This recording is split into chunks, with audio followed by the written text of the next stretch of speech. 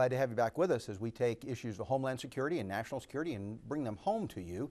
Help us to do that today. We're going to be talking to Dr. Barbara Quiram, who's the director of the USA Center, a part of the School of Rural and Public Health within the Health Science Center at Texas A&M University. Dr. Quiram, thanks for being with us. Thank you, Dave. Thanks for having me. Now, that's a kind of long title. I guess I need to break that down a little bit. The Health Science Center is part of the Texas A&M system, but not actually part of Texas A&M the way we usually think of it at College Station. Would you explain that? Correct. The Health Science Center is a separate organization within the system. It is located here. It is housed and centralized here in College Station. It includes the College of Medicine, the School of Nursing, the School of Rural Public Health, Baylor College of Dentistry, College of Pharmacy. So we have the health professions, careers and education centralized in one place and available across the entire state. And you actually have schools that are scattered around the state of Texas that address those issues. Yes, in Corpus Christi is the pharmacy school. Baylor College of Dentistry is in Dallas. There is a South Texas Center for the Health Science Center that is in McAllen. So we do have students and locations around the state.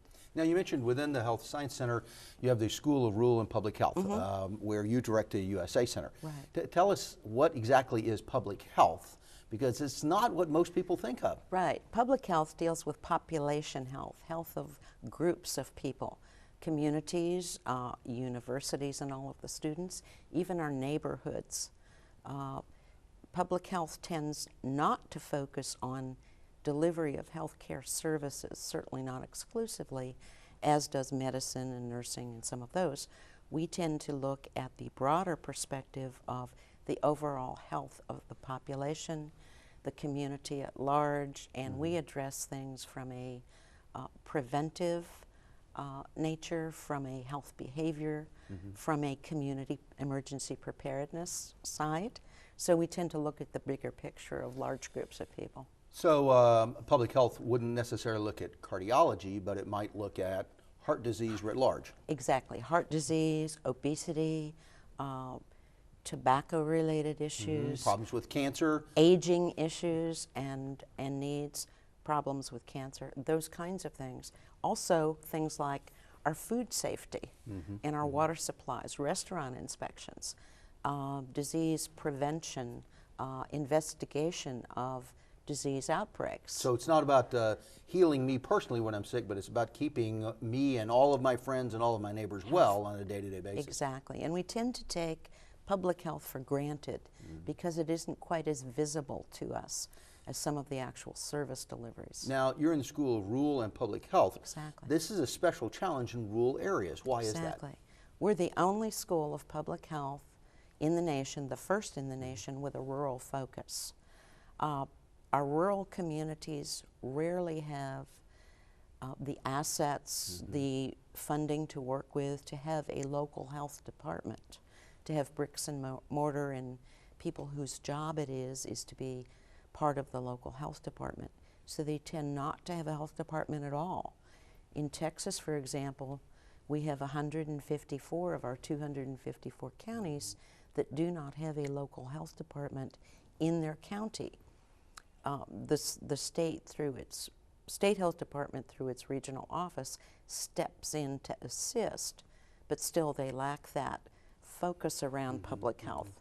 So we work with them particularly to help bring other people together to engage in discussions around public health. Well, how do you do that? What do we do with a county that's got thousands of people? It's maybe 2 hours, but 1 hour to drive across, and it doesn't have a public health official because it can't afford one. Actually, by law, there is a local health authority required in every county, and that is a physician who's... But it may be dual-hatted. It's someone who generally is a family practitioner in the county, if there is such a person, whose job it is to report communicable diseases, and that's the usually the extent of it. In other cases, if there isn't someone, and we have counties where there are no health practitioners as well as no public health personnel, then the state wears that hat for them too. Now you have programs that train people to deal with this situation. Exactly. We train members of the current public health workforce, but we also go in and work with community leaders.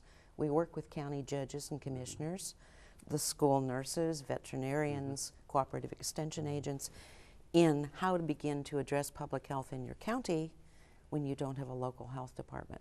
Now you've done a lot of work, your program's done a lot of work along the border.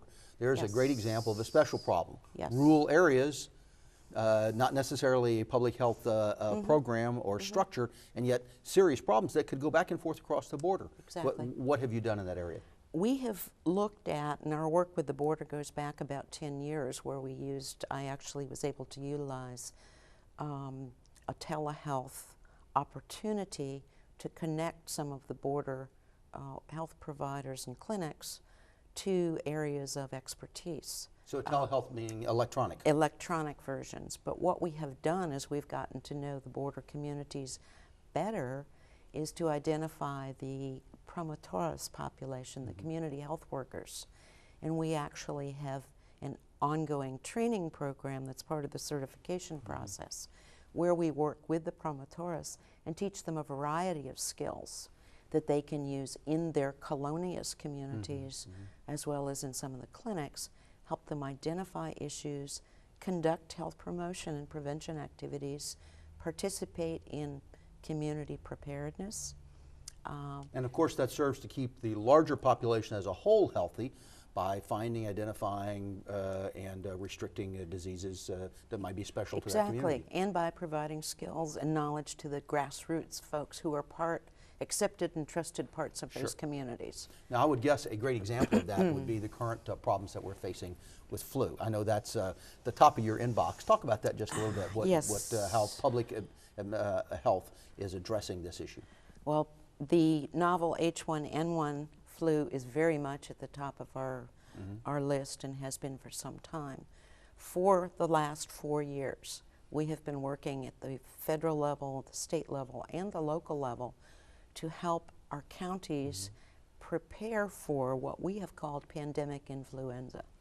Unknown influenzas come in waves, and the timing is about right for something new to emerge, something that is unknown to us, that we do not have resistance to, and to begin to help communities think in advance and prepare for that.